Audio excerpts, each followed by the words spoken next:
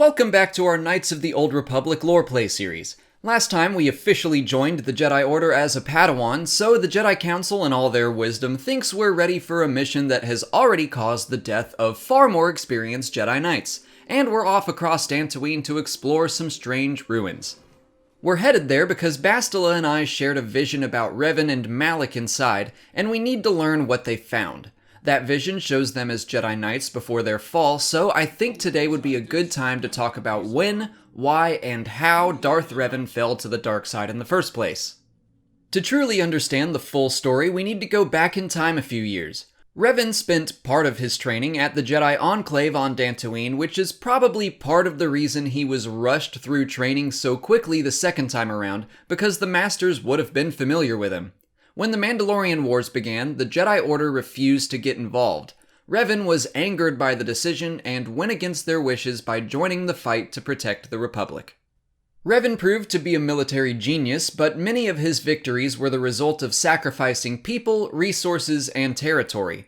In order to defeat the brutal tactics used by the Mandalorians, Revan developed a cold disposition and was not afraid to use moral shortcuts, so he wasn't exactly the most noble of Jedi to begin with.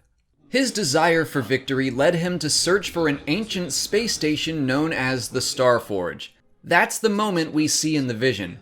Malak warns Revan that their actions in seeking out the Star Forge could mean their removal from the Jedi Order, which is a consequence Revan doesn't seem to mind. We're now retracing the steps that they made only a few years ago, which includes fighting two droids and answering two simple riddles about planets. Which begs the question, what killed this Jedi? Those Guardian droids are tough to fight, but he's in a room with the friendly droid. Did he just get winded running here and collapse? And those riddles were not hard. I mean, I know it's a game, but I think the Rakata would want to take the protection of their ultimate weapon a little more seriously. Or maybe thousands of years ago, this was like the height of riddles for a less knowledgeable galaxy. It's like if we found some prehistoric riddle asking if the world was round or flat, and now we would laugh at that, but back then that was probably a real head-scratcher. Anyway, solving those riddles leads us to a star map, which is the first step in uncovering the location of the Star Forge. Revan and Malak saw the same thing, and so they traveled the galaxy in search of more star maps that would lead them to the weapon they thought would bring them victory. A stop at Malachor 5 led to the discovery of the Treyas Academy, an ancient Sith training center full of Sith knowledge and history, and it was here that Revan began to truly fall, around the year 3961 before the Battle of Yavin. He abandoned his search for the Star Forge and instead ordered the construction of a superweapon known as the Mass Shadow Generator and lured the Mandalorian army to Malachor 5 in a final confrontation. Triggering the weapon caused the deaths of countless Mandalorian and Republic ships and their crews, as well as the devastation of the planet. But the war was over. With his dying words, Mandalore the Ultimate told Revan that a member of the Sith manipulated him into starting the Mandalorian Wars in the first place.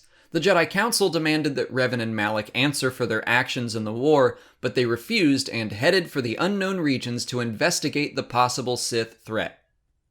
Their search led them to Dromund Kaz, the capital of the Sith Empire.